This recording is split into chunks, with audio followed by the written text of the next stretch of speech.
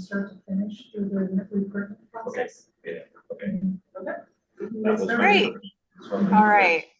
Well, thank you all for joining today for the workshop portion of our June meeting.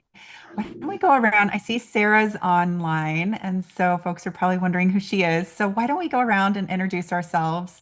I'll start. I'm Liz Hill, Chair of the Commission. I'm from Congressional District 2. So I see Chain. You want to go next? Yeah. Hey, Sarah, it's nice to meet you. I'm Chain. I'm from Congressional District 6. I finally figured that out at the last meeting. Welcome. Dave, you want to introduce yourself to Sarah and everybody else? Hi there, I'm Dave Perullo. I represent District 1, which is the top of the valley, the northwest corner of the state. Stu? Hi, Stu Spence. I represent the greatest of all geographic regions east of the Cascades. I don't get a congressional district. Welcome. You're that important. You get a big swath of land. Yeah, sure. Joel, go ahead. Hi, I'm Joel Conder, and I represent District 5. Betty? Hi, I'm Betty Zumi, and I'm from District 3 and am from the Portland area. Sarah, do you want to introduce yourself and say a little bit, and then we can go over to staff? Hi, everyone. Sarah Stevens. I have my Senate Interim Committee meeting on next Monday, so really here to be a listener today. I'll be representing Congressional District 4. I live in Coos Bay and am excited to be part of this commission and to learn from you all and hopefully give some great input from my experience on the coast. I have visited every Oregon State Park I will share, even way over there in your area, Stu. So really looking forward to being part of this group. Thanks. Thanks, Sarah. That is impressive. Yeah, wow. Glad to have you, and thank you for joining this crew. It's a fun group of folks and really great issues that we get to work on. I'll go ahead and turn it over to staff. Staff, I don't know what we have first on. I honestly don't have the agenda up. I need to pull that up.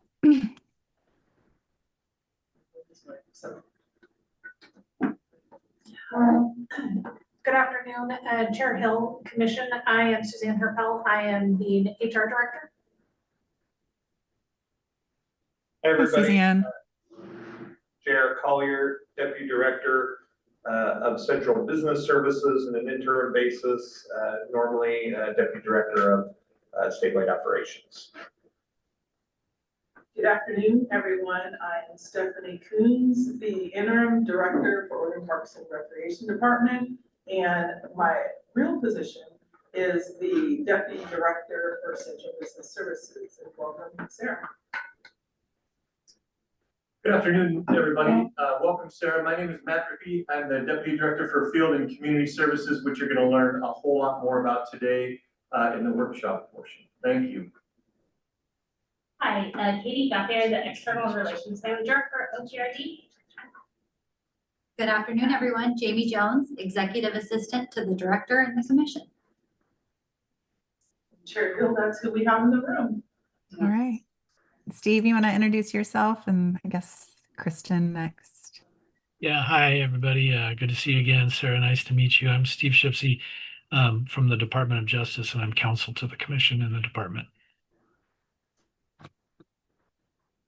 Good afternoon, everyone. I've been struggling to get my camera to work and it just came on. So good timing, I guess. Kristen Jones, nice to see everybody. Strategic Initiatives Director.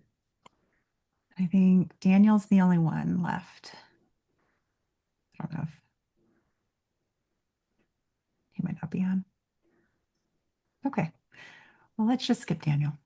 Let's go ahead and start the work session training period. I think we have the field community service overview up. Is that right, Matt? Yes. Yep. That's the first one. I'm going to go ahead and share my screen real quick here. Just one moment. Should be coming up. Can you see that okay? Great. Okay. Chair Hill, commissioners, thanks so much for making the time this afternoon.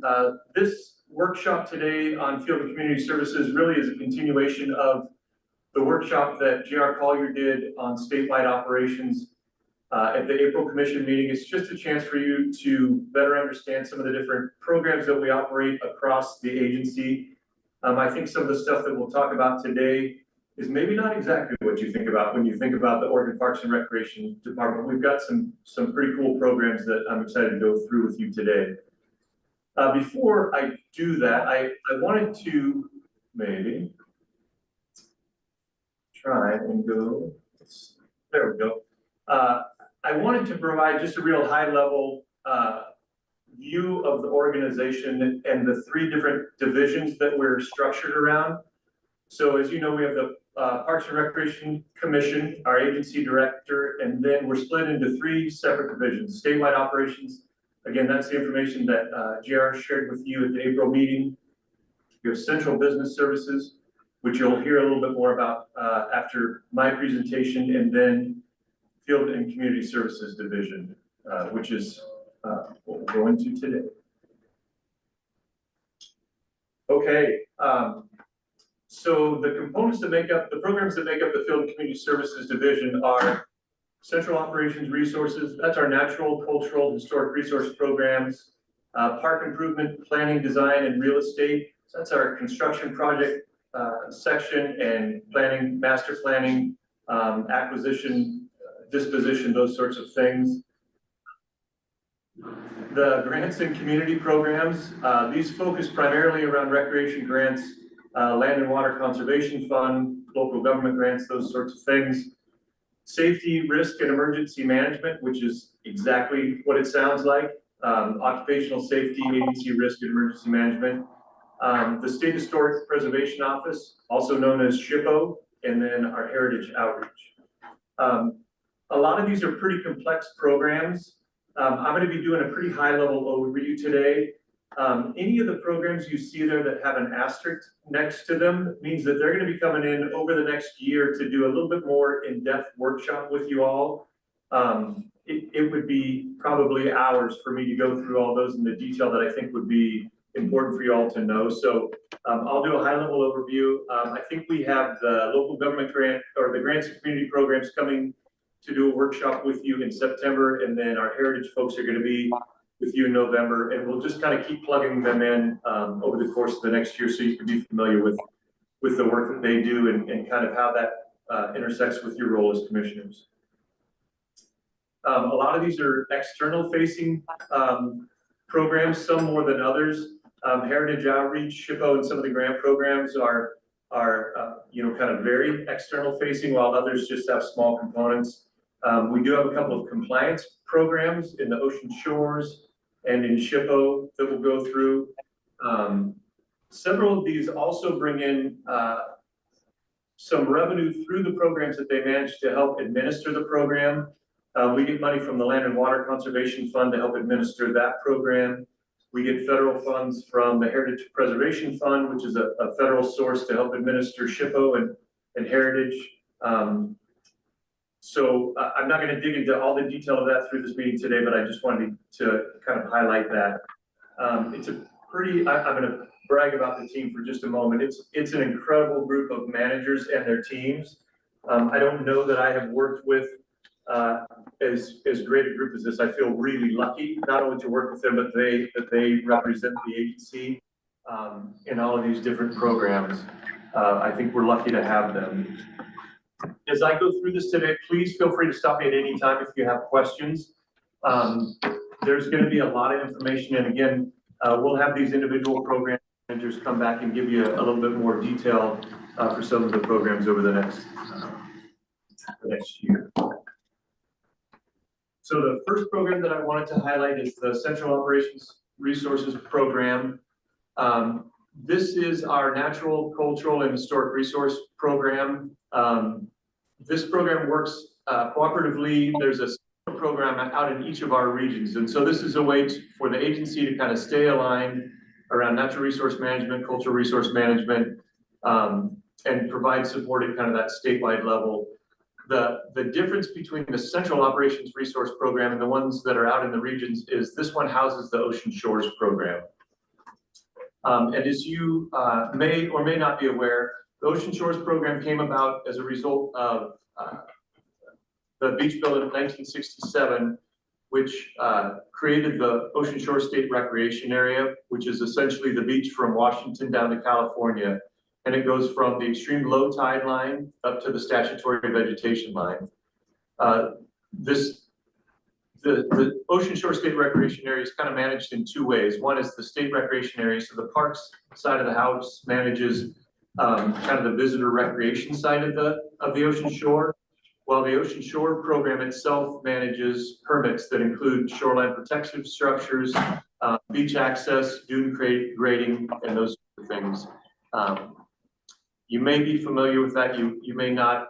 It's similar to some of the work that Department of State Lands does with their waterways program. It's essentially kind of a removal fill permit program that we administer along the ocean shore.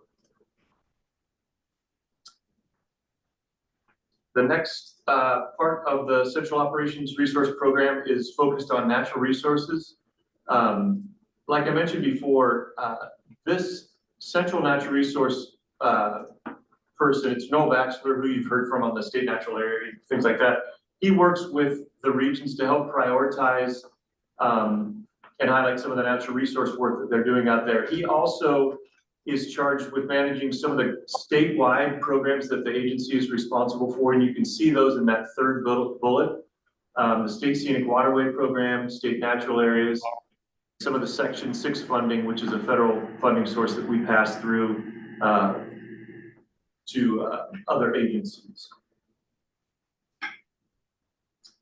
We also have Central Forester, Nick Morris. He, similarly to Noel, works with our region foresters to make sure that we're doing things like not only managing the forest for health, but doing fuels reduction. He's working to help on the sudden oak death and the emerald ash borer programs that are being rolled out across the state. He helps kind of ensure that, again, that we have some statewide, that we're doing things kind of similarly across the entire state.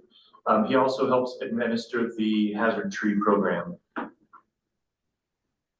And then the other component in Central Operations Resources is our archaeological program. Similar to Nick and to Noel, Lucy Harris is our central archaeologist, helping to make sure that we're complying with state and federal laws around cultural resource management. She's also, one of the things I'd like to highlight that she's working on is a programmatic agreement between Oregon State Parks and the State Historic Preservation Office to ease and make efficient more of the projects that we're doing out in the field. So she's doing some great work there, working with the field on just creating some efficiencies around how we can get projects done.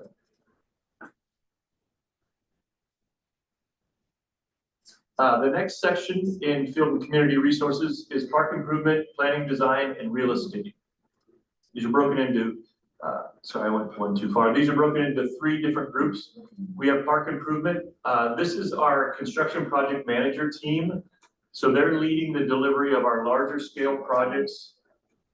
Think anywhere between $250,000 up to $10 to $15 million type projects. These are our go bond projects, our facility investment projects.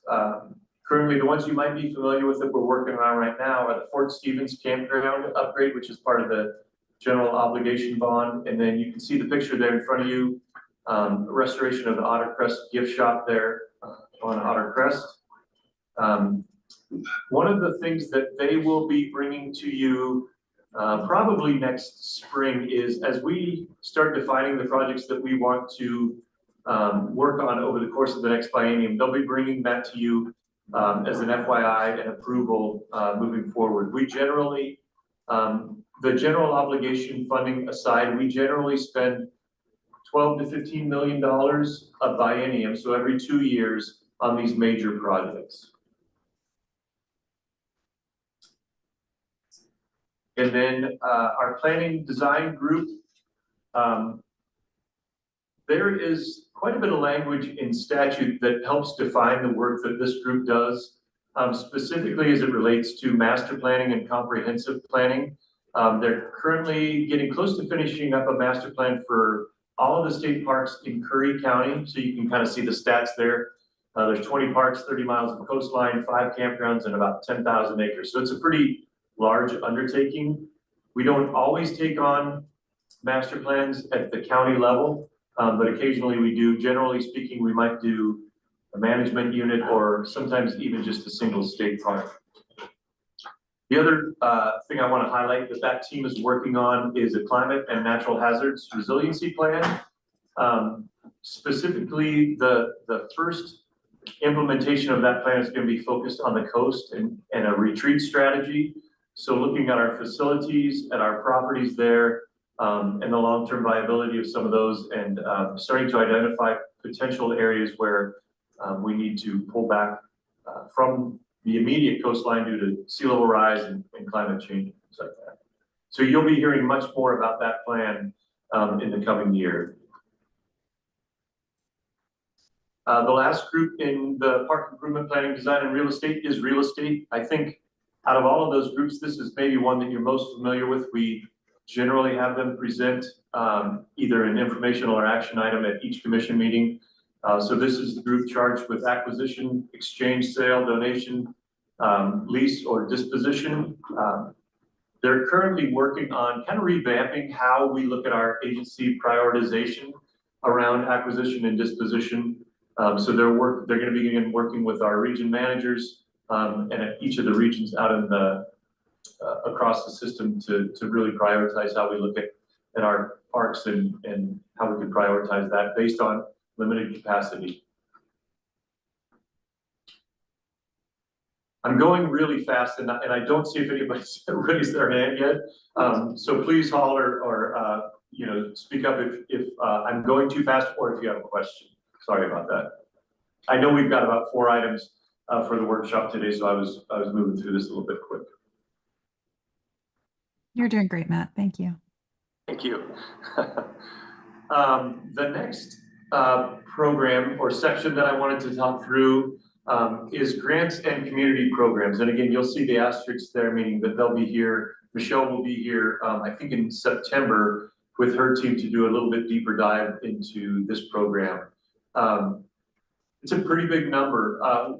That group administers $28 million worth of grant funding each year. So the graph that you see there is over the course of a 2-year period, and it equates to about $28 million a year in grant funds that we administer out across the state to communities.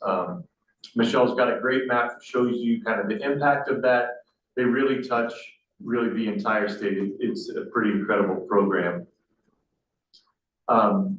Some of these are federal and some of them are state through lottery or ATV funds. This slide here talks a little bit more about each of the programs. So the ATV grants, which are funded through registration permits and state fuel tax, they do a lot of great work with counties and with some of our federal and state partners to help fund that program. They also do a lot of safety training through that program. They run a really great program, and I think we get a lot of good feedback from that. There's the Land and Water Conservation Fund, which is a federally funded program, which we found out today that for federal fiscal year 26, that money will be coming through. So we'll start the grant process for that over the course of the next year. There's the local government grant program, which is lottery funded, which I know some of you, especially out in the greater eastern region, are familiar with. It's a great program, funds a lot of our local city and county and municipal park systems. There's the Recreation Trails Grant Program, which is a federally funded program for motorized and non-motorized trails. And then there is the County Opportunity Grants, which I believe we'll be working through some rulemaking tomorrow in the business meeting on that program as well. So again, there's a lot there, a lot of information. If you have questions, I'd be happy to answer, but know too that Michelle will be coming in with a lot more detail for you in September.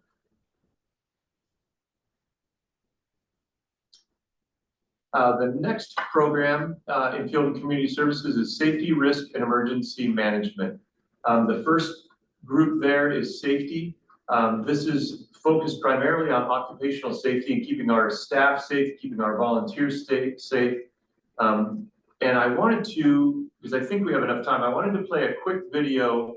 This is a campaign that the team kicked off a couple of years ago.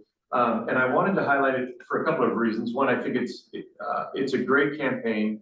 And since we have done that, I forget if it was 2022 or 2023, but we've seen 40% fewer claims and 27% fewer time loss days as we've started talking a little bit more about employee safety, doing these videos. And this one in particular is focused on going home safe. So be safe at work so that you can go home safe and enjoy your family or your time off, the recreation that you'd like to participate in. So I'm gonna keep my fingers crossed that this is gonna work. It worked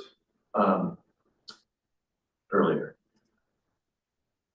Just 1 second. Thanks for being part of the Oregon State Park family. The work that you do is essential to keep our parks running smoothly and safe for visitors to enjoy. We care about your safety too.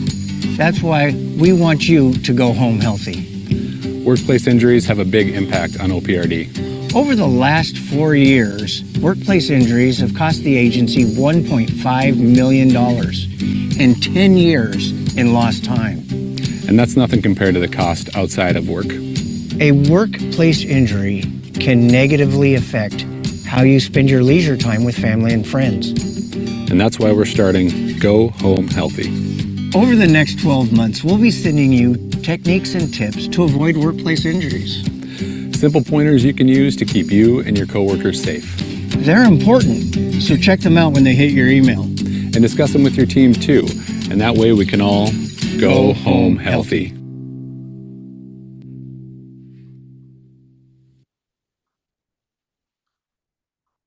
Great. It's just a cool message. And again, I guess it underscores to me just how much this agency cares about the folks that work here. Those were all park staff in the video, and then we hired somebody to help us film that. But in the beginning there, that was our region director, Guy Rodriguez, the Valley Region Director, and then Robert Smith, who's our occupational safety manager. All right, so the next piece of that program is risk. Amber Allen is our risk manager and focuses on, is our liaison with SAFE and then focuses on workers' comp claims. She also works on subrogation, which is if a visitor or a neighbor causes harm to any of our properties or things like that, that we're able to kind of try and recoup some of those costs. It's a program that definitely has come a long way over the last couple of years, and Amber has done a great job with it. And then finally in that program is emergency management. This is a fairly new program for us still. I think it may be about 3 years old. One of the great partnerships that has come out of this, and I know some of you that have been on the commission for a little while are familiar with it, but it's been our relationship with the Oregon State Fire Marshal. They've been doing some training with us out in the field. And the picture that you see there is from Cottonwood Canyon, and it's a really interesting story. It wasn't long before this fire came that we did a training with Oregon State Fire Marshal at Cottonwood Canyon and at Deschutes State Recreation Area. After that, the Rangers brought that training back to their park, did work on fuel mitigation, keeping brush away from buildings, irrigating, all of those kinds of things. And a fire ended up coming through Cottonwood Canyon. And you can see from that photo, the areas that were saved is the area that they did work. And it's the area all around the infrastructure of the park. Our safety and risk manager, Patty Smith, estimated it's somewhere around $2 million that training and that work that the Rangers did saved the agency by these structures not burning. Do we know they would have burned for sure? No, but chances are pretty high in conditions like that in a park in that location that we would have lost a lot. So it's been a great program. And if any of you on the commission are interested, we will have a virtual training with the Oregon State Fire Marshal on Monday that you're welcome to attend. I know Commissioner Izumi has been to one in the past. I think it's Silver Falls. It's just good information. So please reach out if you are interested in that. If you can't do it Monday, let me know and we can send you other dates that we're going to be doing that training. It's pretty valuable. Okay, 2 more sections left. The next one is the State Historic Preservation Office, otherwise known as SHPO. This team is responsible for operating under the Historic Preservation Act, which is a federal act, and state laws to do statewide inventory of archaeological sites and historic properties. They oversee tax incentive and grants and administer covenants on the National Register program.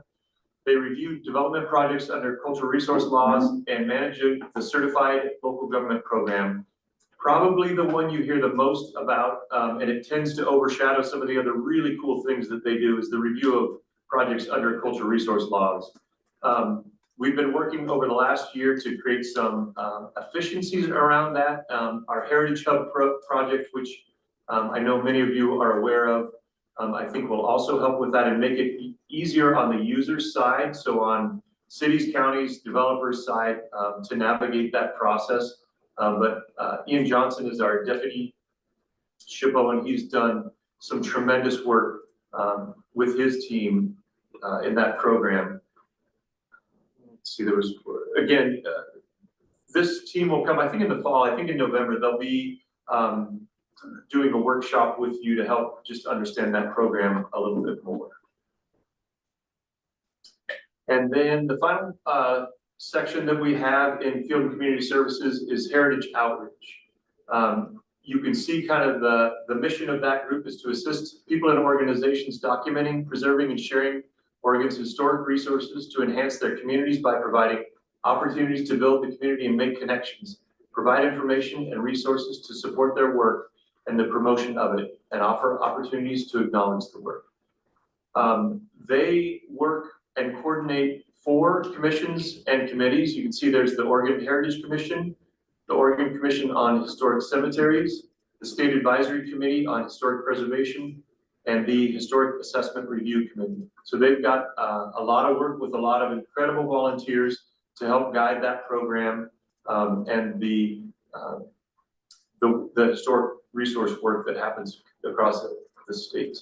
The other thing that this team does are grants, and these aren't to the same dollar value maybe as our recreation grants program, but they really do have a big impact in some of the communities across the state. And there's several. You can see Diamonds in the Rough, Oregon Heritage, Historic Cemeteries, Museums, Oregon Main Street, Preserving Oregon, the Veterans and War Memorials, and the Certified Local Government Grant Program. So a lot going on. So I know that was a kind of a blast through all of these different programs. I hope it was helpful. If there are any questions, I'm happy to try and answer those. Trying to figure out how to stop sharing. Anybody have questions for Matt? Everybody thoroughly understands it. Thank you, Matt. Yeah, you bet. It's quite an Good array presentation. of work that we do across the agency. It's pretty neat.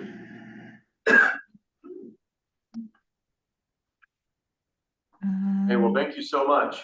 Great, that was quick. Thank you. So are we moving on to the Central Business Services overview? Yes, I believe I am up next. Great, thanks, JR.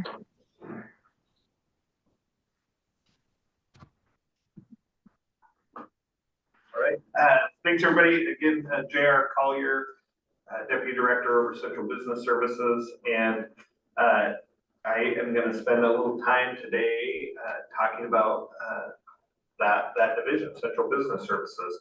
I talked last time on some of the statewide operational stuff, and you'll hear a little more on some of the operational stuff after this when Allison Watson gets on and talks a little bit about our volunteer programs. But for right now, we're talking a little bit about CBS. So hang on while I share.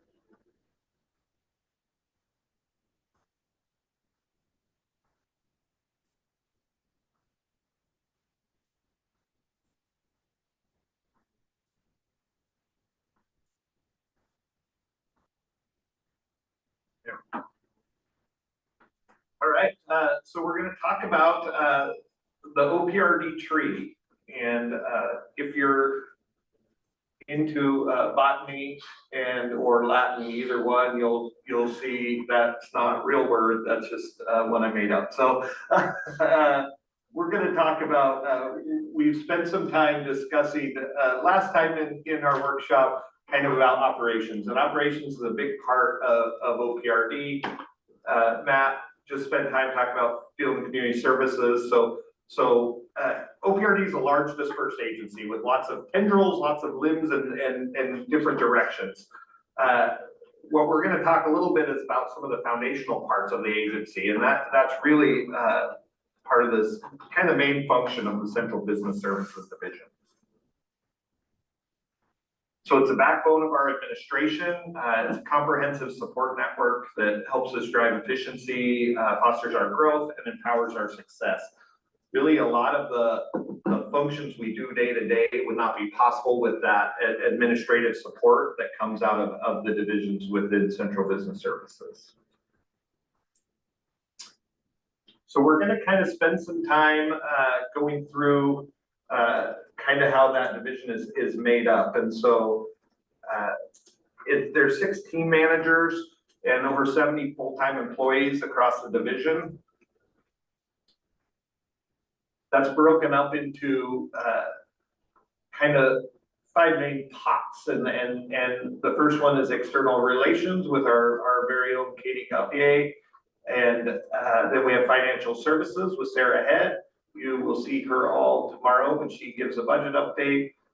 With human resources with Suzanne Harpel, information technology with Bob the Builder, and our procurement division managed by Bill Beatty. So first off, we're going to start out talking about external relations, and external relations is a couple words that there's a lot in there. There's a lot of functionality. It's an unsold part of the agency of what Katie all has assigned in her realm of external relations. So it's responsible for both our internal and external communications, brand management, signs, government relations, all the things you see up there, agency policy and development, some of our accessibility, public records, and then all of these services it does. While it's called external, they also do all these services internally. So there's a lot of tendrils to the external relations division. So we'll talk a little bit about how that's broken up next. It's 2 managers, over 20 employees, and right now kind of that is divided up into 3 main pots. There's the government relations and policy division, the communications division, and then the agency support and information center. Those are kind of while they have lots of overlap, there's a lot of differences in there. So a lot of the governments and relations and policy work is there's obvious stuff of keeping track of our policies, making sure they're updated and current, and the policies and procedures are accurate and in line. Also, it's a lot of work that as far as interfacing with the legislature, interfacing with other agencies, and doing a lot of our centralized functions. Whereas communications handles both our social media accounts, and then our public service announcements, our outreach, our responding to public information requests. It's a very diverse thing that communications handles as far as outward requests that come in, our proactive communication, but then also assisting internally on how to word documents, how to review things that we're publishing internally. As mentioned on the earlier slide, kind of our brand management, which is a very interesting thing to think about, but is the OPRD brand and image and how that gets utilized a lot and requested to be used, or how we use it internally, what we put it on, and so there's a lot of components on each one of these things that kind of seem simple on the outside, but there's a lot of complication as to how we manage that. So that all lives within that communication division. Beyond that is our agency support team and our information center. And so the agency support team, formerly headed by Jamie Jones, and it's currently vacant while we recruit for that position, really handles a lot of the administrative tasks for the agency. So that includes things like the front desk and manning the front desk, doing ordering and fulfillment internally and externally of some of our past programs and documents as they need to be sent out, supports things like this team, the commission or internal divisions on the support they need. Our boards and internal groups all have need for the support. That is all staffed out of a centralized team of the agency support team. So I think we're all excited, Katie probably most of all, to get that position recruited and filled soon. So it will be nice to have that back in. The other side of the agency support team is our information center. And this is a relatively recent merging of those functions. But I think we're all excited to see that happen.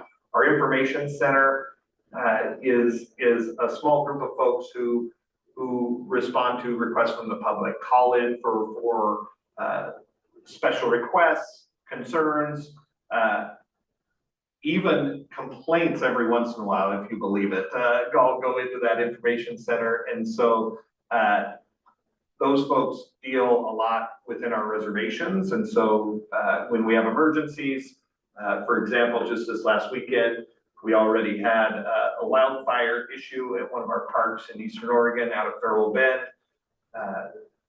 While we have the initial frontline response that's pretty obvious that has to happen in those such emergencies where we have to deal with evacuating the park and protecting our resources and making sure our staff and visitors are safe, there's a whole backside component of an emergency that has to happen. We have to notify our visitors, we have to notify incoming campers, we have to adjust or cancel those reservations and make those adjustments. So our info center team is integral in working through and assisting our field staff folks during emergencies and when on-ball requests or situations come up to help us navigate those, because it's kind of the last thing somebody who's dealing with a park that is into an emergency wants to deal with is that they forgot that there was 125 incoming campers the next day, and all of a sudden those folks are coming and we have a park closed or the highway's closed. And so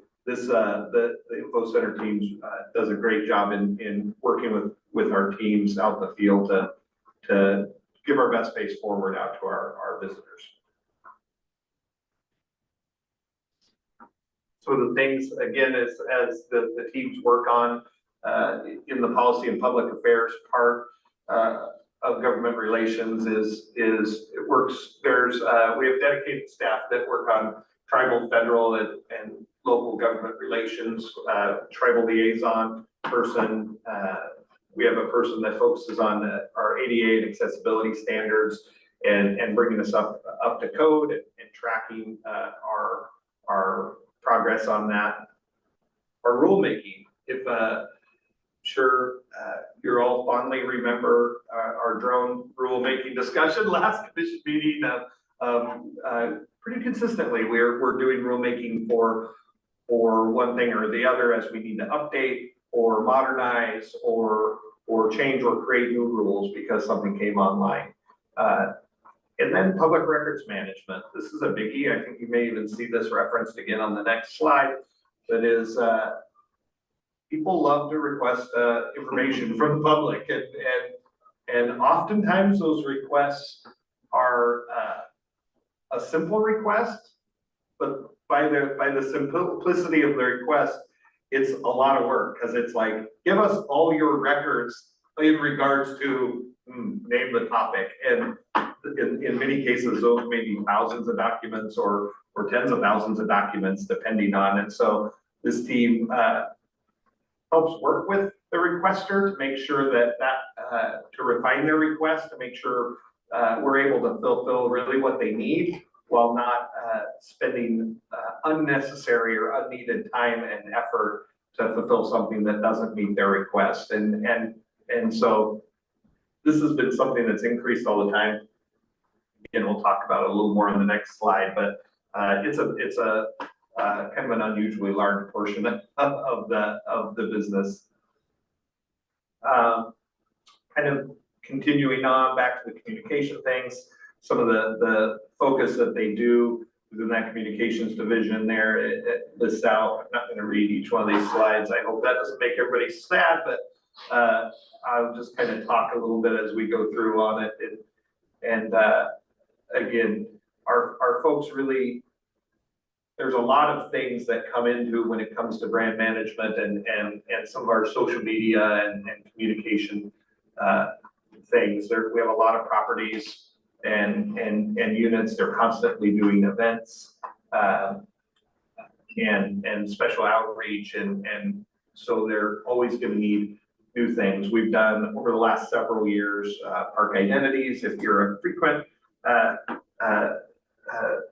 park user, as was mentioned earlier in the session, you probably have seen some of our park identities and some of the stickers and some of the images out. So that has all come out of our communications division, is helping staff develop those images and identities. And it's an important part of what we offer as a park system, because our visitors like mementos. They love those little items that they can memorialize their visits out and have a little token that they can take home. And so it's nice to have a kind of a comprehensive strategy on how we create, how we fulfill, and how we print those items. And finally, there's a large focus on customer service, both internal and external. That this team is great at being responsive to the public requests that come in, but also the constant litany of internal requests of things for assistance that come in, and they do a great job of managing and balancing those requests and fulfilling that and providing a good product and good service, both internally and external. Challenges of the external relations team.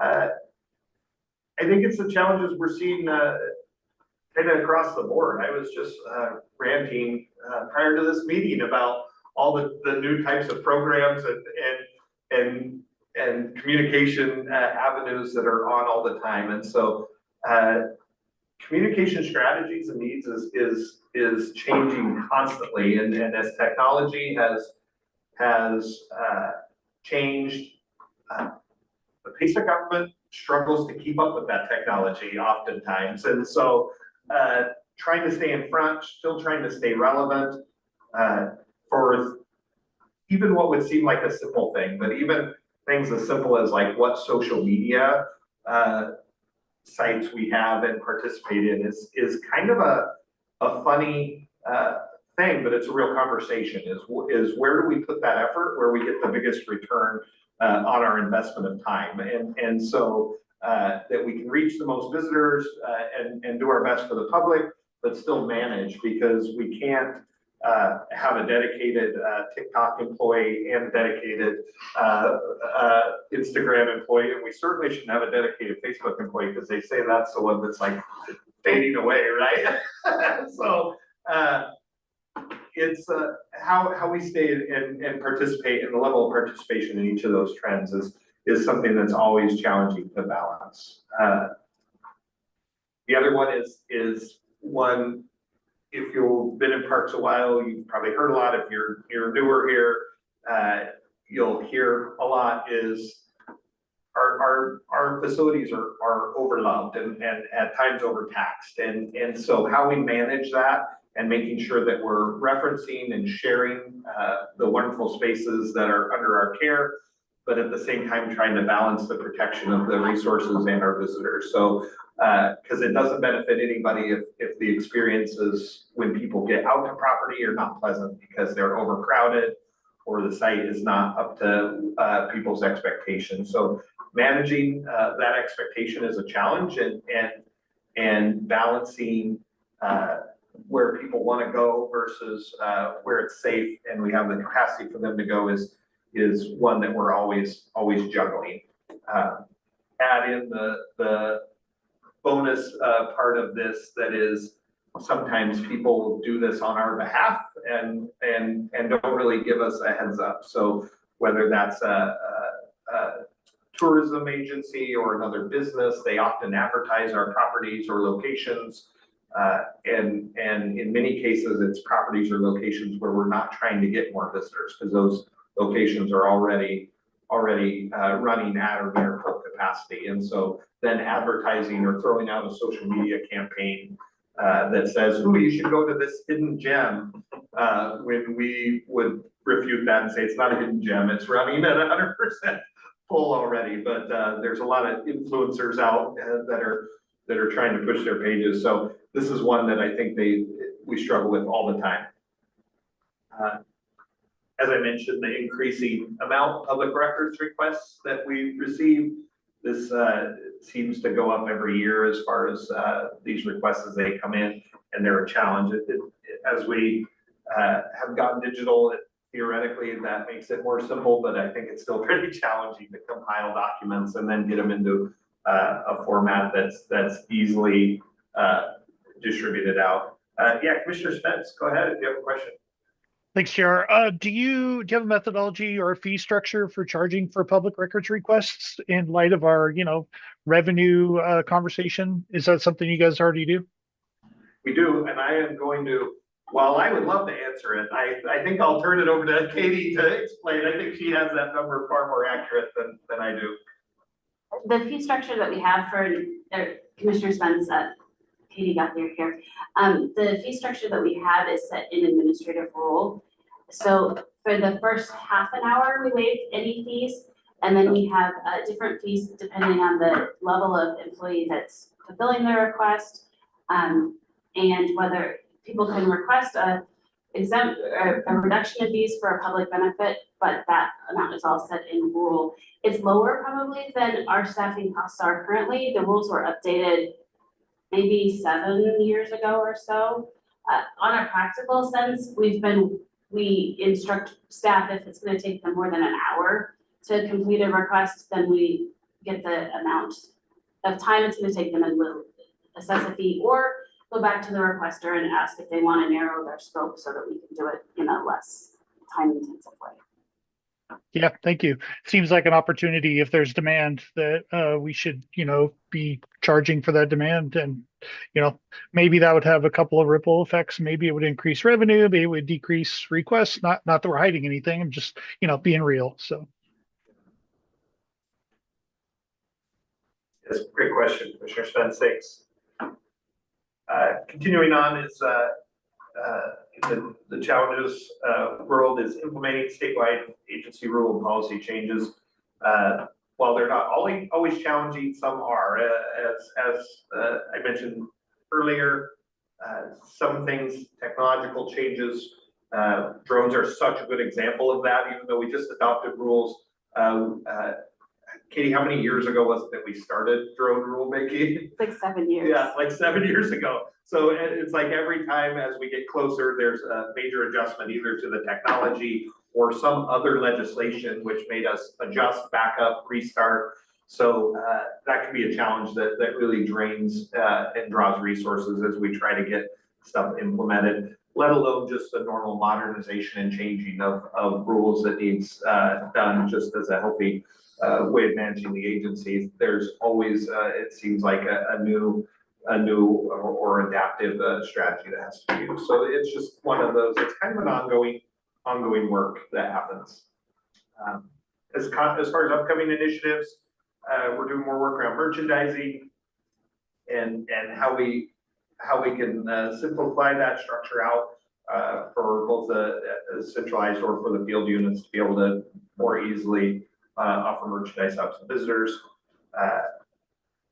Making accessible document trainings and accessibility of our websites, doing those updates and changing that is one. There's some standards on accessibility of your websites, rules that have gone into place. So we've been making some of those adjustments and training to stay in line with new rules and changes that have happened.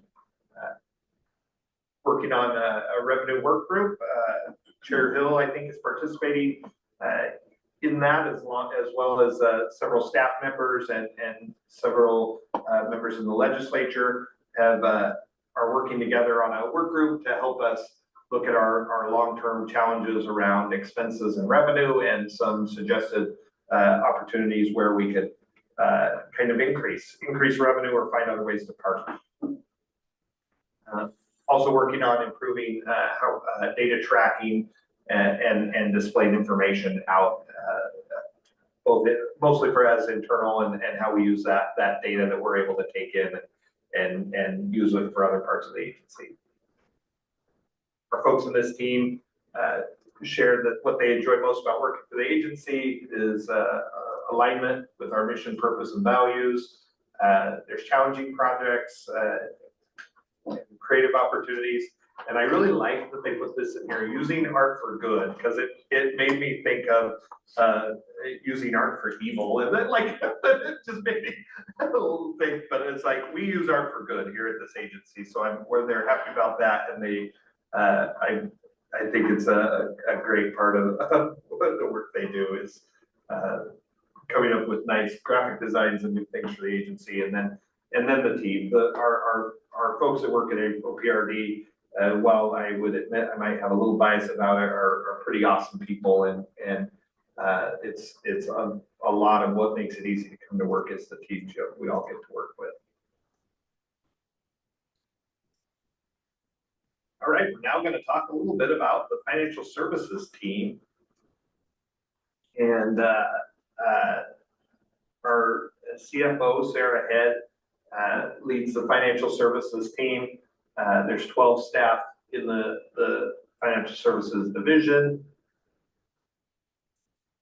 And what the financial services team does is they help us align resources with our mission and our visitor priorities, collaborate with their visions, and enable informed decision making. So really for this, I think a lot, the work that Sarah, especially in relation to the commission, the work that Sarah has been doing over the last several meetings, and Courtney, before she moved on, was really helping us do this. It was gathering information, collaborating, and getting information across the divisions, and helping the agency get more proactive and forward thinking on how we build and develop our budgets, how we're watching our trends as far as the revenue versus the expenses, and has helped teach us all and increase all of our knowledge on the budget, the forecasting, and how to manage the agency's finances long term. So that's the first thing listed, and they're doing a great job on that. I think especially with the team we have now, I feel like our budget presentations, not to be a spoiler for tomorrow, but the budget presentation that's upcoming, I think is a really awesome presentation, and the rep work that Sarah is doing and has done is really to be celebrated, and looking forward for the info she's all going to be able to share with you all tomorrow. The integrated accounting services, making sure that we're able to track and watch the trends and have that talks about operational continuity in here, but how we integrate and embed the financial services staff across different divisions and different units to make sure that folks are able to know the finances, whether it's their projects or their budget for their team, whether it's forecasting or helping, sitting on the fleet committee and helping manage the fleet costs and forecasting the fleet costs as things like fuel go up and increase, how we account for that, how we mitigate those numbers to make sure that we're staying in front of the trends. So that's an integral part of this, and how this team has kind of split themselves out and works with our work sections to make sure everybody has an understanding of the needs of finance. And then finally, around accurate and transparent reporting. And not just our budget reports of where the money is and balancing it each month, but again, being able to see the forecasting and then the trends and data behind it. So some of the work they've done in the new Power BI system, which allows us to share reports and again, trends looking back where we're tracking this year versus last year versus the year before is pretty incredible. The material that the current team has put together has been really helpful, and it really seems like we're getting good information that's accessible all the time. And we've not always had that, but it's definitely going in the right direction now. Challenges, again, Sarah will talk tomorrow, and she's going to talk about this a lot, is increasing revenue, finding new ways to increase revenue. And then one of the other ones is limited flexibility of how we reallocate resources. That's really that some of our fund sources are earmarked and limited as to where they can be spent. And so we have to be cautious of that and make sure we're tracking those individually.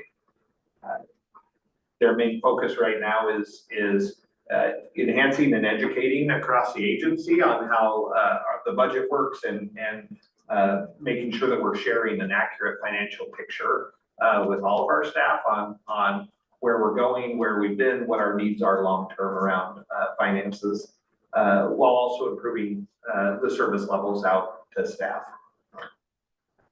Again, what they enjoy most, another mission, another vote for a positive mission, and then the collaborative and supportive culture, and they like working for an agency that has a connection to nature. Human resources is up next, and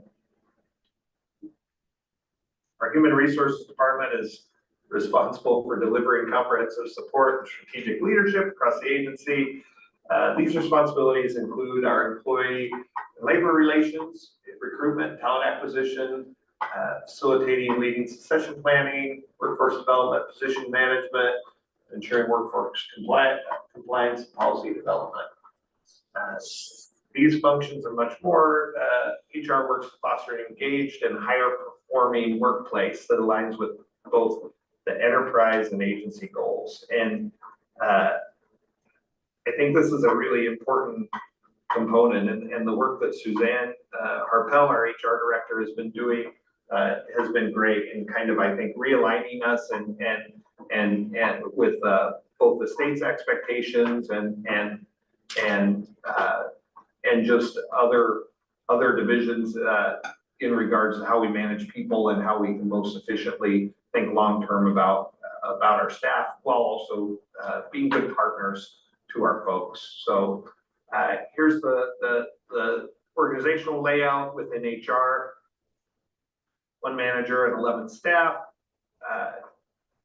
3 of those focus on employee and labor relations, 1 on workforce development, 4 on recruitment and employee services, 1 on quality assurance, 1 on class and comp, and 1 on protected leave.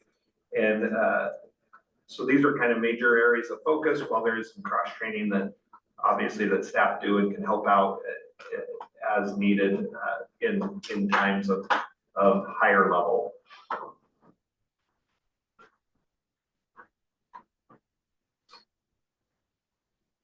Really, through this slide on is employee life cycle, and it talks about where from when an employee starts with us at the recruitment talent acquisition, and then kind of how they go through their career in time. And why it's important to note on here is that HR, their goal is to work alongside our staff, especially our managers, but all of our staff at each stage of this, and be a integral partner at each stage of an employee's life cycle with the agency, as we start to recruit, and how we begin that recruitment before we actually have even posted the job, and what our goals are, and being able to partner with our HR staff to talk through what are the needs and goals of the position, and really working through that before we even get through. to how we onboard and train those staff once we have them, and then how do we keep those folks trained, engaged, and growing so that they will continue on, both staying with us or hopefully moving up through the agency as they stay on. And then how we go through the next stages if they do leave the agency or change positions and transition them into either a new position, or if they leave the agency, and how we long-term manage that entire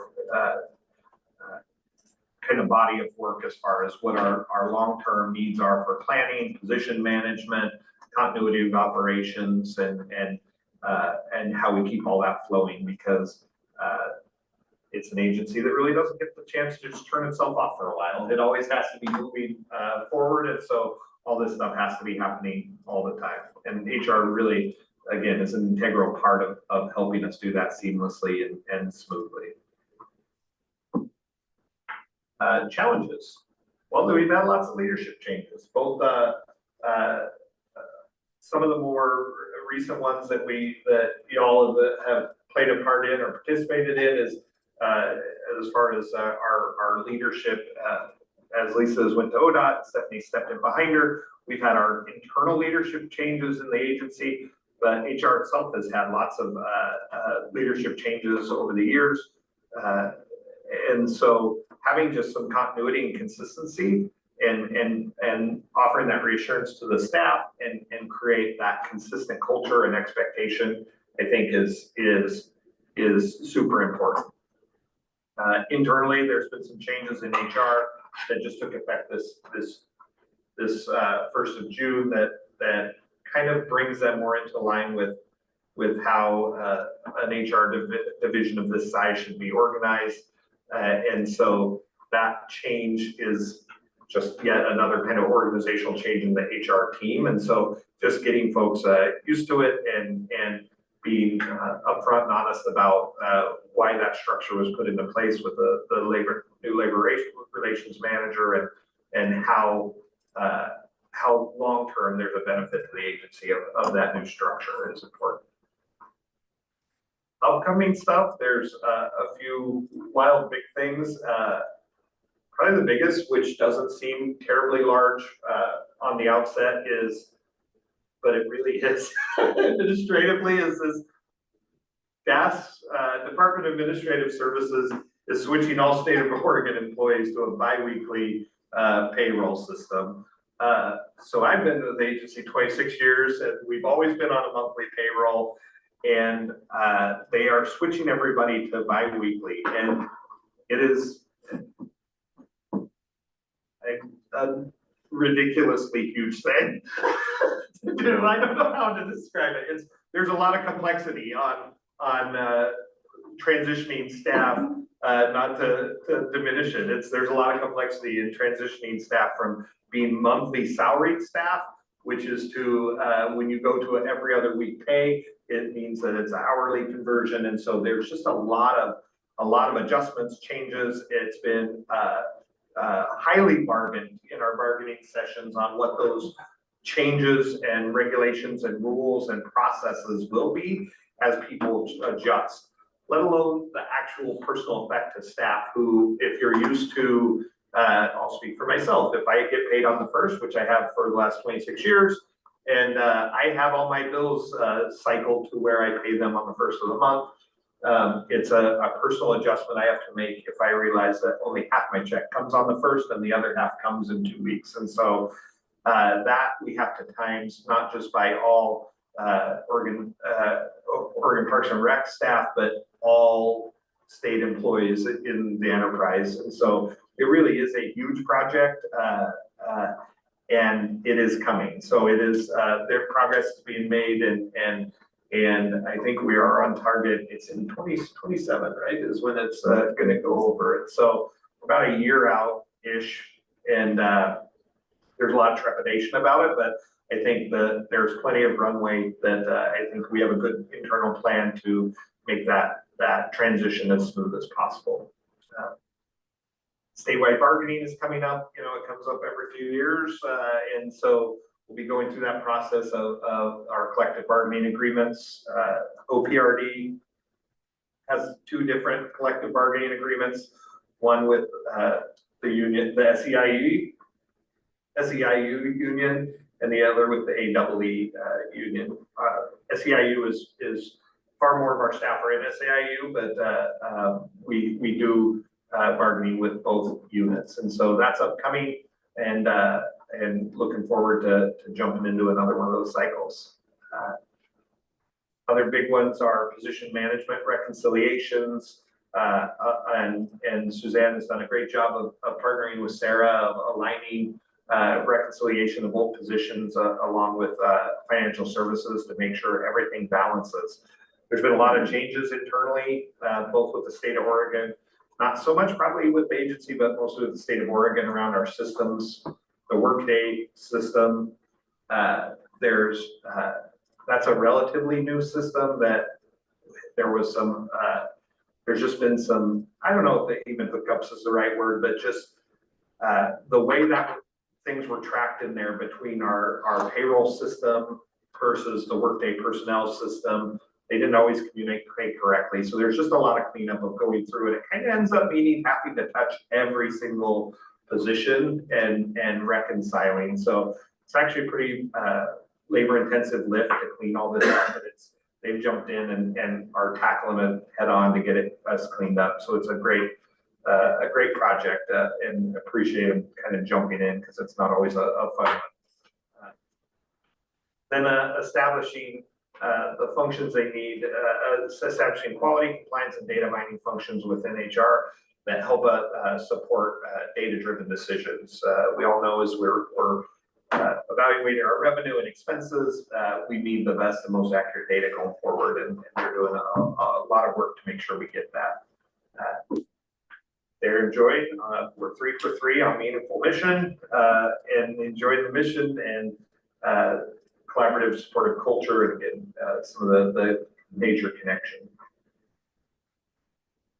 We're gonna go to IT. I'm gonna pace this up a little faster so we can actually get through this and not be here all day. IT has 20 employees and that work for Bob DeVilder, our CIO. That's broken into several different project teams. GIS is kind of a division that's grown recently. That's really our mapping division. There's a lot of what we have to do is map and location analysis and tying in our parks in our asset management system and map and brochures, everything. So GIS is a real up and comer as far as demands. 4 folks in software development, a couple people and servers and folks on servers and networks, 2 that are in the 2.5 in the support and help desk. We have some project management staff, business analysts that help us on large projects, our reservation system support, and then automating processes kind of rounds out the team. They try to focus on customer service, and it's one thing that Bob DeVilder, our CIO, has done a great job is our IT department is very popular internally. I think they do a great job of being responsive to the needs of our staff and giving good product and great customer service. So they're very highly regarded internally for being helpful and being able to solve pretty much anything. And it's really because we think they're all wizards, because we don't know how to do all the stuff that they do. So they're pretty famous internally as far as being able to solve problems. Also, there's a lot of function around data management, how we collect and organize data, make it usable, and then our security. There's constant work they're doing around security and making sure that our systems are secure and open, and at times you have to drop everything. We had a potential security breach out at Prineville recently, and Bob, our IT director, had to drive all the way out to Prineville just to make sure that our system had not been hacked, because it had an appearance that maybe it was. And so they really will jump in and lend a hand wherever is needed if there's an emergency that comes up. The business objective support, trying to make sure that their planning is aligned with our business goals and that the hardware, networks, and software are there to support our staff, and they work hard at fostering effective collaboration, consistent information, and reliable data. Challenges, the pace of IT and technology changes super fast, not just in the physical hardware items of IT, but just the knowledge of folks as the programs themselves change and modernize. And if you spent your career working on one programming system, and then that system becomes antiquated and a new one comes online, it's like learning a whole new degree. So that's a constant. They're constantly having to learn and take on training to stay up with new things. Then increasing demand for automating customer interactions through AI or other services, and then just as I mentioned, the changes in tech and cyber security threats are always happening. There's some huge upcoming initiatives. I think many of them have cycled through the commission at meetings as we modernize Rec Hub, our reservation system. That's one of the big ones. Heritage Hub is one of the secondary ones, and then working on our asset management system. Those are our three big ones, and you'll see those going forward in our budget. And so you'll probably see a little reference, again, spoiler alert for tomorrow. But then there's also some behind the scene things are working around our information security tools, and then some of our other work in our internal systems that they're modernizing. They appreciate the role they play in helping create their lifetime memories of visiting state parks, and that the opportunity that they get to go out and work with the staff at times and help them through their jobs. And they really like the chance to work on the Parks and Tech team. They even have a really cool Parks and Tech logo that somehow materialized from somewhere. And we're winding down here. So we have procurement next. Procurement helps us acquire goods and services to support our operations. 5 staff over in procurement, including our procurement manager. And they kind of go through all the kind of phases there listed of procurements. One of the biggest changes that we're all super excited about was in the last legislative session was our exemption from the state procurement rules, which exempted us from having to use Oregon buys, and we could use our own procurement system. So you'll see a little more information about that here going forward as we talk about what that means. That has led to some challenges. One of those is we have our own procurement site now. Currently, there's 550 contractors registered in our site. 111 of those are not in Oregon buys, the state's procurement system. So we interpret that as good. So that's showing that there's 111 registered contractors that have refused to participate in the Oregon buys system, but that have signed up for our internal system. So we're excited to tout that as a win. But having said that, we have to get the word out to contractors on how they can get into our system, so they're still eligible to go for our contracts. We're also working on upcoming initiatives, making our, since we are exempted from procurement code, we have to write our own. So we're working on, I think last commission meeting, y'all approved us to do open rulemaking, and we have put temporary rules in place around procurement. We're working on that now and are hoping to have that done and wrapped up in the fall.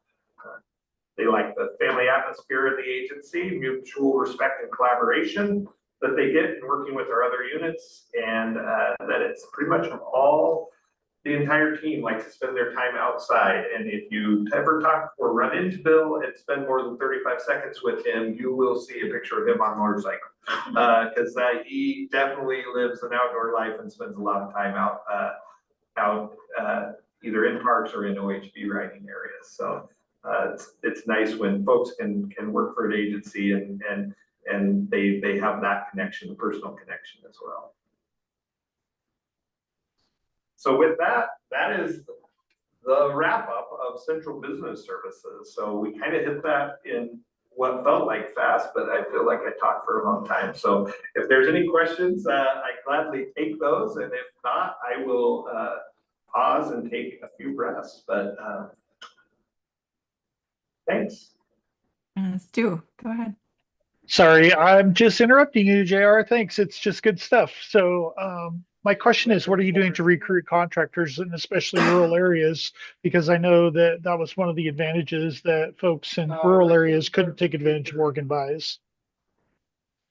Yeah, thank you, Commissioner Spence. That's a great question. And that's exactly, I think, how you can account for some of those 111 new contractors is Bill, our procurement manager. There was a multi-pronged effort on how we got people into the new system. They actually emailed folks that were already in the Oregon Buys system to let them know the process.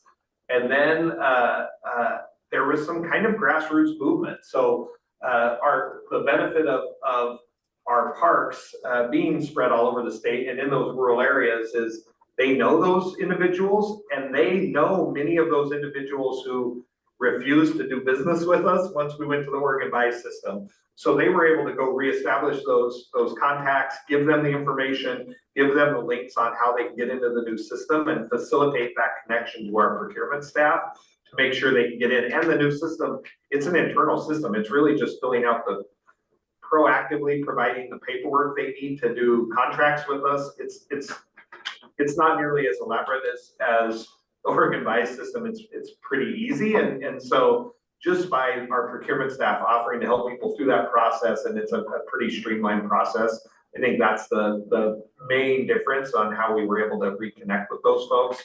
But we've heard good feedback from our local contractors that they're excited, that they feel that they're able to do business with us again, which is unfortunate that they felt that they couldn't before. So we're excited that that's one of the benefits we're seeing already by our new process. Yeah, thank you. Also, could we get Bob the Builder to do a presentation just because he has a cool nickname? No, I don't think we could. Maybe we won't ask him. We'll ask Stephanie to have him do it. Awesome. Any other questions for JR? Great presentation. Thank you.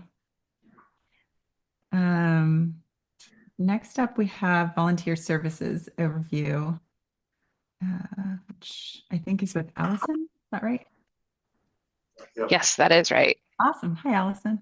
Hello, commissioners. Hello, executive team. Thank you for inviting me. I'm very excited to be able to chat with you all today. I'm Allison Watson. I have been with OPRD for just shy of 8 years, and I am the engagement programs manager. So my kind of areas of program support for the agency involve park interpretation, so like those informational wayside signs, or park like campfire programs, our junior ranger program, our belonging, equity, and engagement, or B program, as well as the one that I'm going to chat with you all about today, which is our volunteer programs.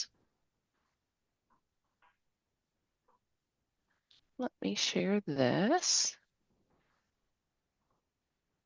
Okay. So OPRD has a pretty extensive volunteer program. We get a lot of support from individuals throughout the state, as well as throughout the country, and even some international.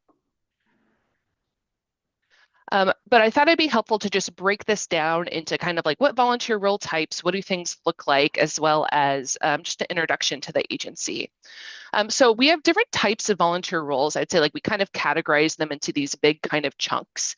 One is called park hosts, which you may be familiar with. It is, as you'll see, our largest and most used volunteer program. These are folks that serve for a commitment where they're actually going to temporarily reside on site while they are volunteering. These commitments are usually around 20 or 25 hours a week, but that's really set by the park. It can be anything from like a month to 3 months is usually what we're looking at when we have folks come in to volunteer for those roles. Next, we have like individual volunteers. This is probably what you all might think of when you think of the word volunteer. It's usually someone who's local to an area or close to a program that is kind of dedicating time, and maybe it's like a weekly commitment or a monthly commitment to volunteer at a certain park or with a certain unit. So for example, at Silver Falls, they have a group of volunteers called Trail Stewards, and they're folks from the community that come out on a kind of semi-regular basis and help primarily like not only provide, hey, here's really great information about Silver Falls, but also do like a little bit of kind of preventative search and rescue of how much water are folks carrying, do they have a map, kind of all of those things to make sure that people have a really safe and positive visitor experience.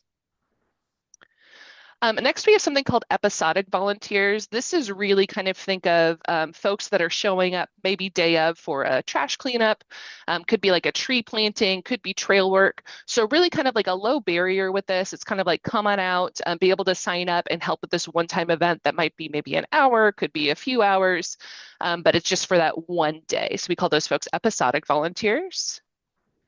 And then lastly, we do volunteer internships. So we do a few of these a year, I would say like a handful, but this is usually if it's a student as required, that's kind of receiving academic credit.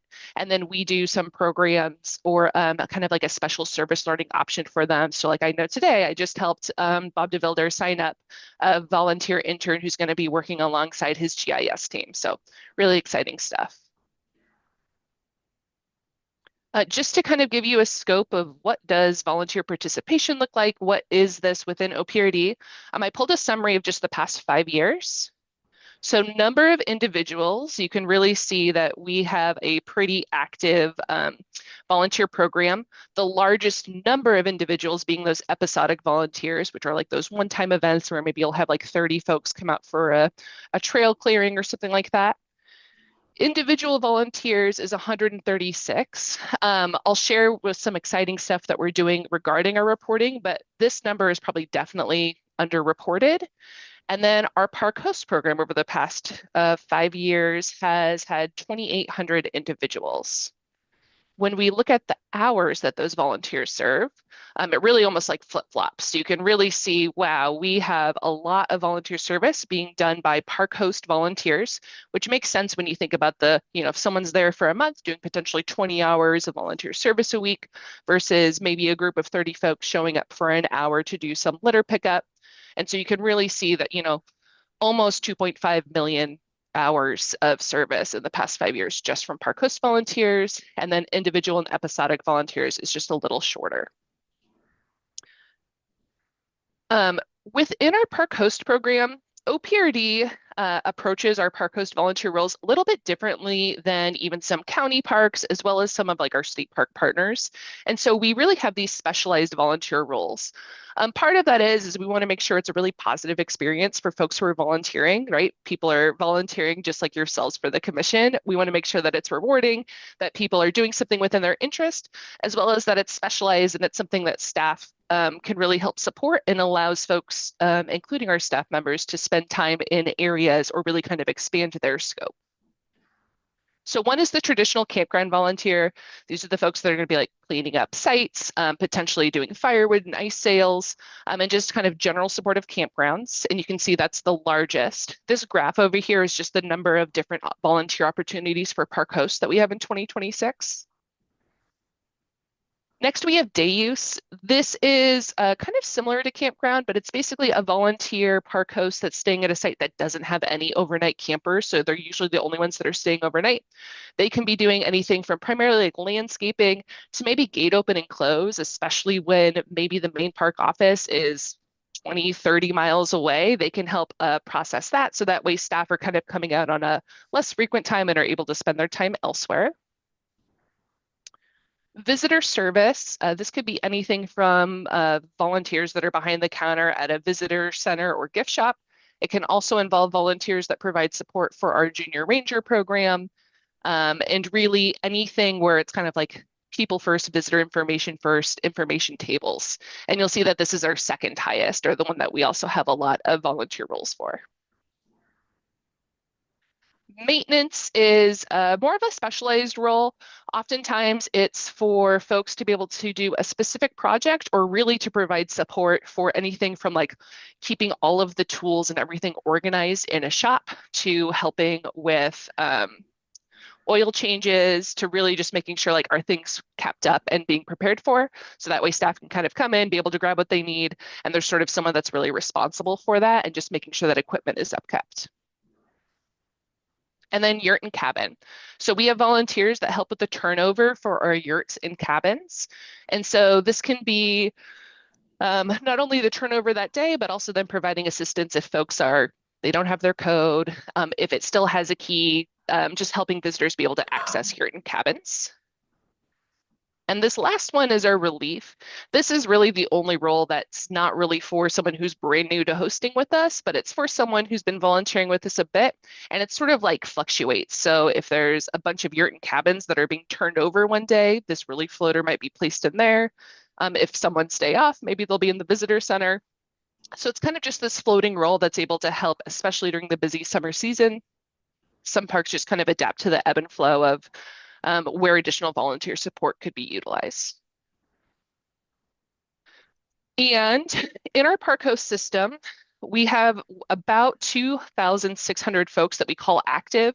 What that means is they're folks that either have served in an assignment with us over the past 2 years, or they have completed an application. So it's folks that have submitted and are interested, kind of searching for a role. And on average in a year, we have 1,100 people volunteer with us as park hosts. So you can see we have a lot of interest in the program, which is great. And then also it's a competitive program. And so even with some of the challenges that we're having with gas prices, things like that, that are really kind of impacting people wanting to drive huge RVs across the state, we still are a pretty competitive and a pretty attractive and welcoming place to be for park hosts. I'm going to skip to just some additional park volunteer programs that you might have heard of or maybe you're not aware of. One is our Adopt a Park program. This is actually a program that was established legislatively, but really what it does is it allows community groups or an example would be like a college service club to be able to kind of adopt a park or adopt a portion of a park that is maybe really meaningful to them, is aligned with them, has a good connection. And then they're able to come out and do some service events to specifically support that area. So like I know example, a couple of years ago, Collier had an adopt a park with the Klamath Community College. Their group came out and they were basically responsible for kind of like trails around the state use area. And they would kind of make sure that things were cleaned and also that the paths were kind of cleared away. Another one is Whale Watch. This is a really big regional program on the coast. This program involves hundreds of volunteers, over 300 each year. And there's 2 weeks of service. One is right at the end of December, and one is always aligned with Oregon Spring Break Week, which also overlap with the gray whale migration period. And we have volunteers from all over the state, not just on the coast and even internationally, come to be able to volunteer for this week, where they're really out there trying to connect with visitors, be able to help them see whales, provide information about just different sea life, and really just make it an exciting experience for folks, which if you've been to the coast in December, weather can be iffy. So these are very dedicated volunteers that are outside. And this program has been going for a while, since 1978. And we have a lot of great partners like the Marine Hatfield Center that really provide a lot of good information. So that way we're in connection with them and providing really great training for folks to feel engaged, learn more about whales, and then want to be able to share that with the public. I'm really glad that Matt Rippey was able to go through a lot with the Heritage program because they do a lot with volunteers. And so with that, there's a couple of programs I wanted to highlight. One is Mentor Corps, which is a really unique program where they identify professionals either in like museum collections, it could be nonprofit management, and they pair them with smaller nonprofits, sometimes entirely volunteer run, or maybe just with one paid staff member to help kind of get them the support they need to be able to continue to manage their nonprofits, to be able to manage their museum or heritage organizations and kind of focus on a problem that maybe they're trying to address. So it's a really powerful and great program that they're able to do. The Main Street program I put a little asterisk by because we don't really recruit volunteers for that program, but those staff work alongside basically volunteer run Main Street programs, or maybe a program that has only a couple of staff members, primarily volunteers. So there's a lot of support that they're doing for volunteers within that. And then a list of folks that are on commissions or committees, such as yourself, where we're looking for folks to be able to provide advice, feedback, and even in some cases, score and review grants. And then similarly, alongside the recreation grants and community programs. So you can see there's a whole bunch of different committees, commissions that they're working with. And I think it's really important to highlight that for these teams, not only are they managing these programs, the staff that manage each one of these programs is also primarily managing the volunteer coordination for that, which is a big lift. So they're really doing quite a lot, and all of these committees are staffed by volunteer members. So with OPRD, if I focus on the park side, we have like what I would call a layered program coordination model, just so that way you can kind of see like how does this work? How do we recruit volunteers? Who's responsible for what? So we have statewide staff that involves myself and then Sarah Grimes, who's our engagement program specialist. We manage policy, we'll do guidance, kind of set standards, requirements for the system. We'll also operate statewide systems or like statewide management of systems. So I'll show you one in a little bit.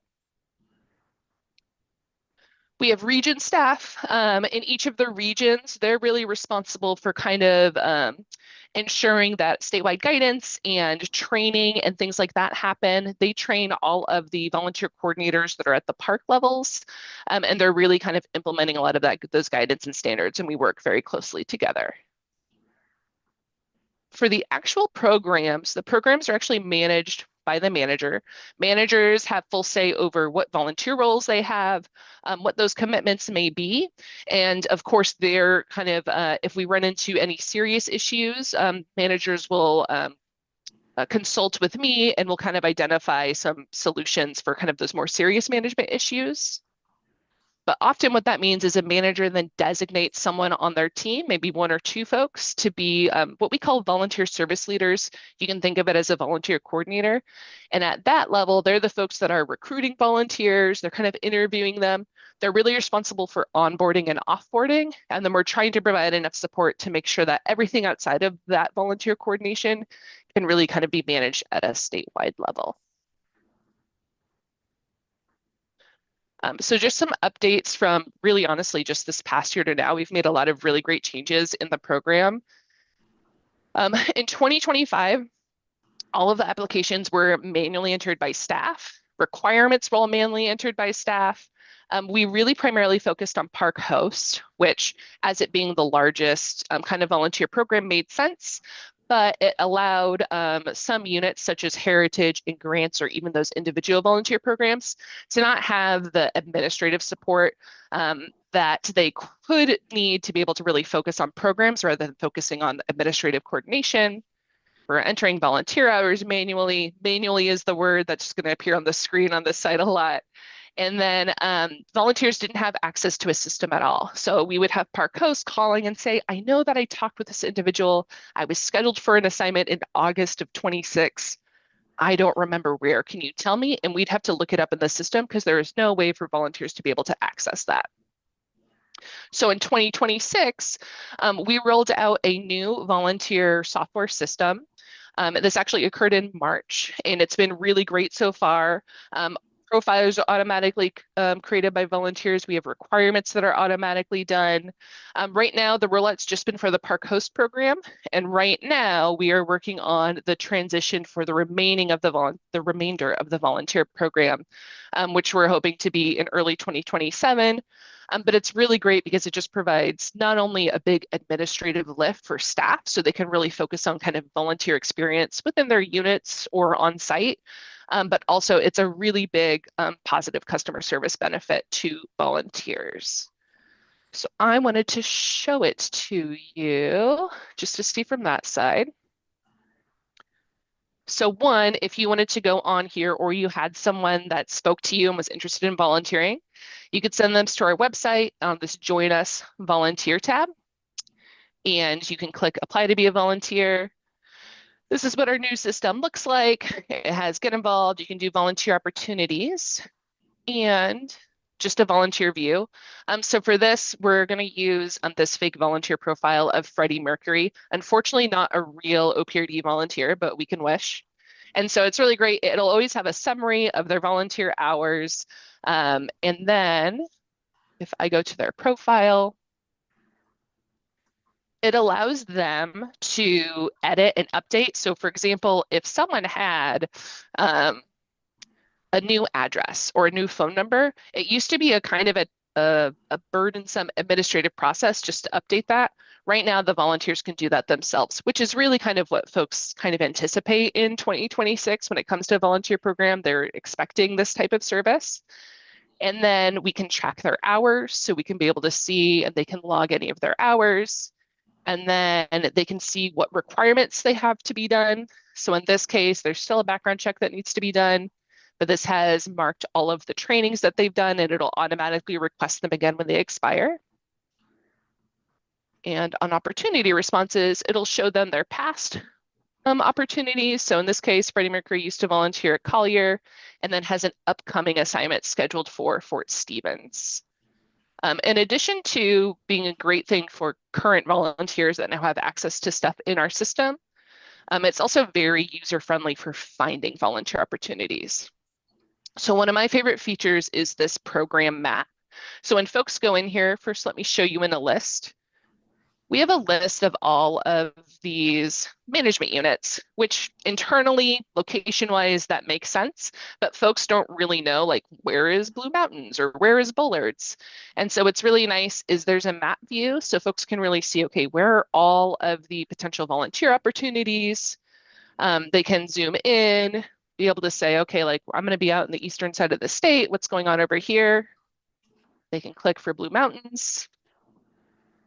In this case, it gives a little background about the park, some photos so they can kind of see where it is, the exact location, and then it has some assignments on here.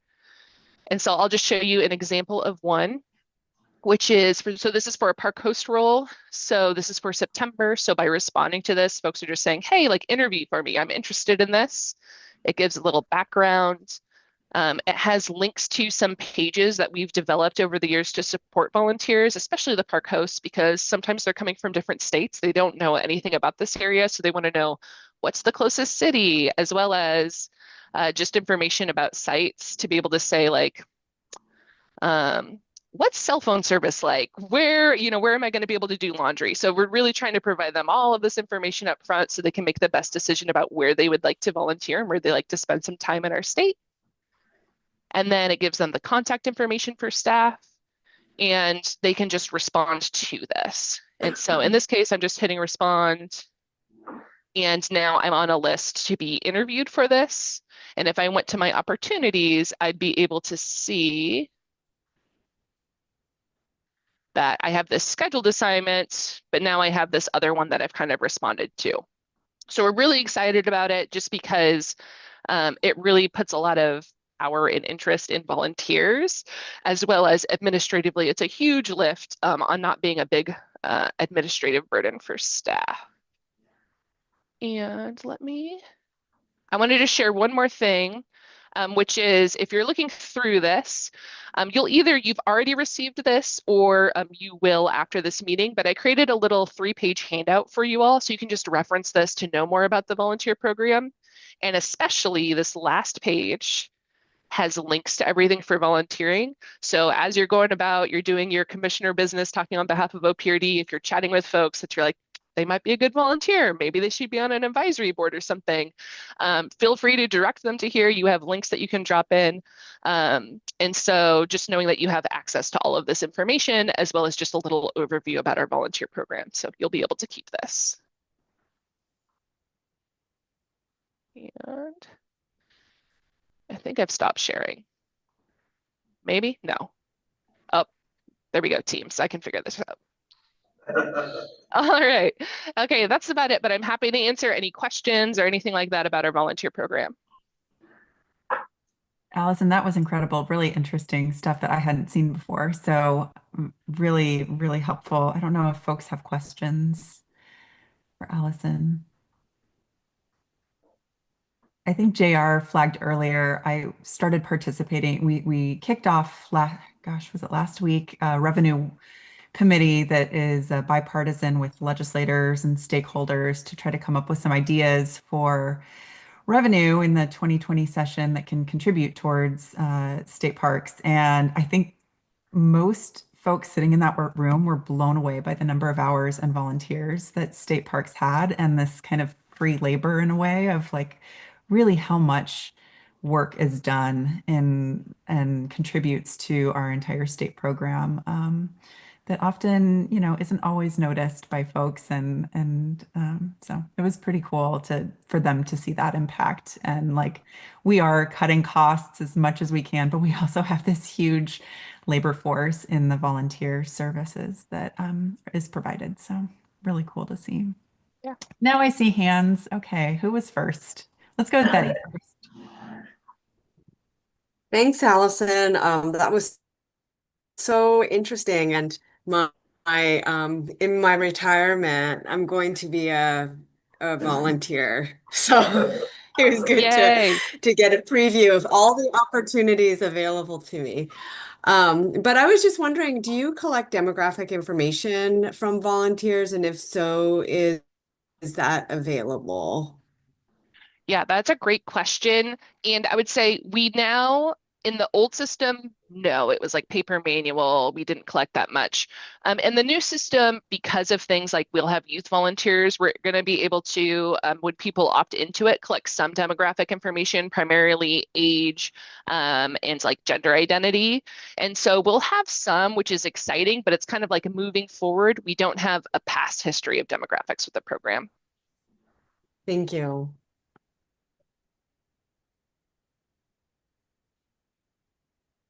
Commissioner Perullo, did you have a question still? Thank you, Chair. Allison, just thank you very much. What a fabulous asset this is. It really, as you're walking through the parks with folks, they ask you these questions all the time. So I really, really appreciate it. And I was really interested on your comments about the number of out-of-staters that are interested in volunteering. I didn't really know that. The other thing that caught my attention was the mentoring program, because that has become a statewide whole for us in tourism, as we've lost our rare program. So just thanks for a great overview. Yeah, it's a really great, unique program. And so there's links to that too. So if you see that, or I will always be like, I'm like, all right, at least with Betty, I'm like, I've recruited one volunteer in the future, so this presentation was definitely worth it. But then being able to just have you all have the information to be able to recruit other volunteers and to just be able to share the really great work. And especially, I think in Heritage, there's so much that group does that I think oftentimes these really unique programs kind of get overshadowed. But Mentor Corps is a statewide fantastic program. Awesome. Commissioner Spence. Thank you, Allison. That was great. Wondering about some of the sort of, I don't know, I don't want to call them discipline issues, but I'm sure that some hosts don't perform the way you would like them to. So there's probably all kinds of policies. We don't need to get in the weeds about it. But I know one of the unique things about state parks camp hosting is that there's sort of a limited duration. And I think that's on purpose.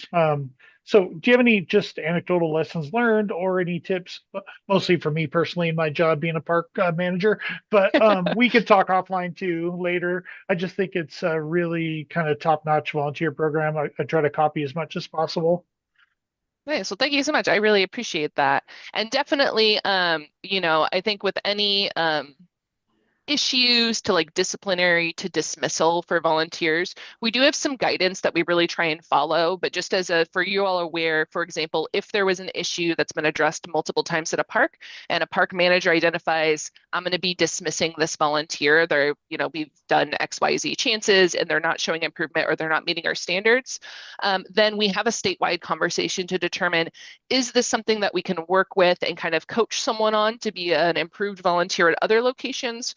Or is this unfortunately a circumstance that's going to apply statewide, and so we'll need to remove them from the program? So we do have some systems in place to make sure that we are supporting volunteers and also just making sure that we're able to address any issues if folks maybe aren't volunteering or meeting the expectations, or maybe in the spirit of volunteering, maybe that's not why they joined the program. Commissioner Condor? Yeah, I had a question regarding how do you deal with the volunteer camp hosts who want the most popular parks? Because I know there's some really treasured ones that people want, and then there's probably some that people aren't really lining up to get. So how do you use that priority system to assign camp hosts at the popular ones? That is an absolute great question. And I think it's also a little bit related to, so the way that our parks are set up, there's really kind of, even though we have a statewide park host system, each park is able to individually place. So folks are kind of interviewing and recruiting. What we're really excited about the new system is it allows folks to kind of be put on a wait list to be interviewed for an assignment. So for example, our Fort Stevens, our Silver Falls, our Beverly Beach, like those ones people know about from even outside of state. And so usually I know about it, I want to go here. And so we're really trying to encourage folks to then be able to interview multiple folks, as well as you all had mentioned some of the like term limits. That's one of the ways that we're really trying to make sure that parks are available to more folks. So we try and identify a 1 to 3 month maximum. So that way we don't have folks, there's a lot of places like Forest Service that have really long volunteer assignments of 6 months to a potential year for a park host. And since we want to make this intentionally a volunteer program, we've kind of limited that duration to be able to help make more availability. And then I'm looking forward to, in this next year, especially with our communications division, really trying to work on some recruitment strategies, because people are applying to the parks that they know, but there's a whole bunch of great parks that folks don't know. And so really just being able to kind of recruit and do improved outreach to be able to help those parks that are lesser known and potentially have lesser interviews. But what's really nice is in the new system on the back end, I can see now how many folks are even clicking on a link to look at a volunteer program. So we can actually really see where people's eyeballs are going. So I'm just very excited about what that data will allow us to do when it comes to recruitment, as well as where we can kind of shift people's eyeballs or shift their interest to. Okay, thank you very much. I'm just that age right now where a lot of my friends are doing this camp hosting thing, and I get to hear the feedback from them, and both positive and negative. So yeah. Well, if you can, send them to Emigrant Springs. Will do. Thank you. Give them all the insights. Yeah. Cool. Any other questions for Allison? Okay, I don't see any. Thank you so much. That was awesome. I think the last thing on our agenda today, or the work session, is with Katie going over the commission's roles. Great, and this will be a very brief overview, so we'll get you out on time at 3 o'clock. Chair Hill, Director Coons, members of the commission, Katie Gauthier here, and just to do a high-level overview of the commission roles, we realized that it's been about 2 years ago that the commission adopted bylaws, and so in the materials that Jamie sent out earlier today, we sent a copy of the bylaws. I'm just going to give you a high level what's in the bylaws as your roles. And then tomorrow we're going to talk about a proposed change to the delegated authorities. But looking on that attachment, there's a list of authorities that are retained by the commission. So that's really where we see your role outlined more in depth. And we can do a longer presentation. And I know AAG Shipsy had done a presentation a couple years ago around specifically all of the roles for the commission. And so we can look at doing that further in depth in the future. So looking at the bylaws, we cover appointments. We have in statute, ORS 390.114, the outline for the commission. You're all appointed by the governor, confirmed by the Senate. We have 7 members, 1 from each congressional district. And then we ensure that there's someone from Eastern Oregon and someone that is on the coast. So within that 7 members, you're appointed for up to 2 4-year terms and serve at the pleasure of the governor. The officers for the commission, the chair is appointed by the governor and the vice chair is elected by the commission. Looking at responsibilities for the chair, some of this is pretty intuitive. It's leading the meeting. They're responsible for performance reviews of the director and would do a hiring process for the director and serve as the spokesperson for the commission unless they delegate a different member to do that role. The vice chair fills in for the chair as needed and would become the chair in the absence of a chair.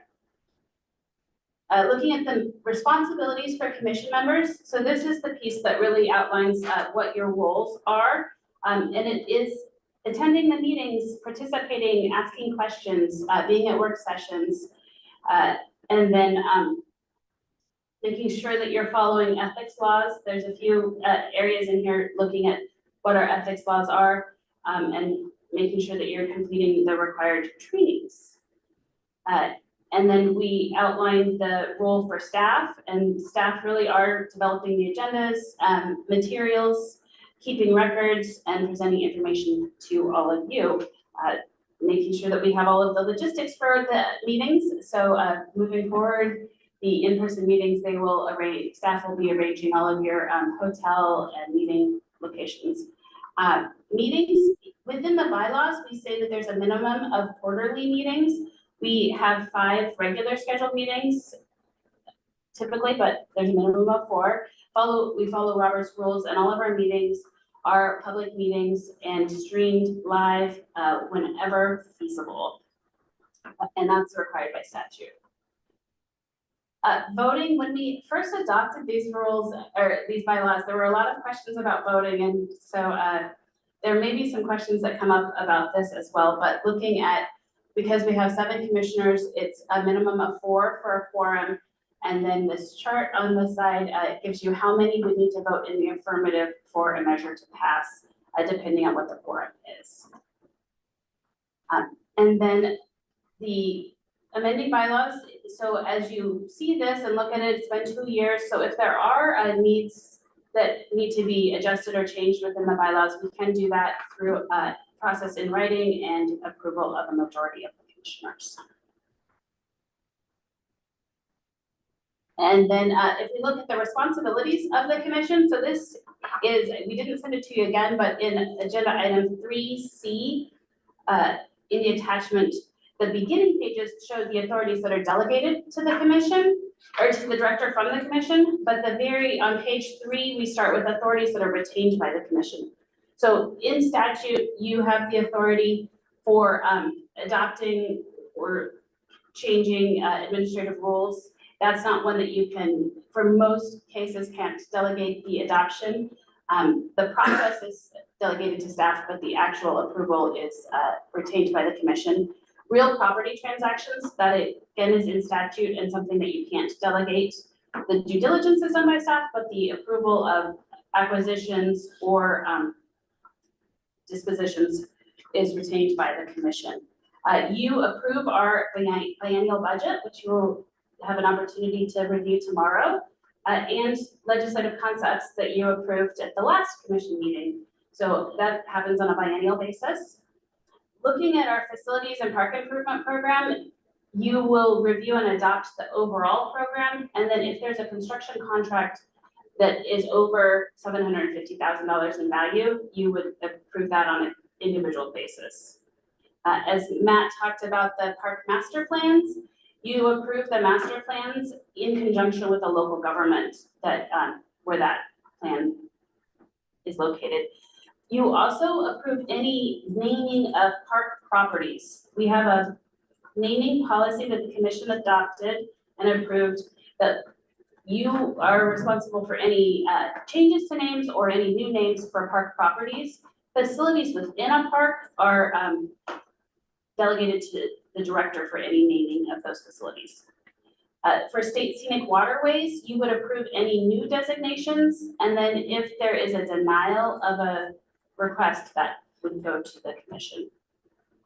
Grants, you often are approving recommendations from grant committees, and most of our grant committees, if you are approving their recommendations for local government, recreational trails, ATV, county opportunity, LWCF, so that takes a lot of your time in grant approvals.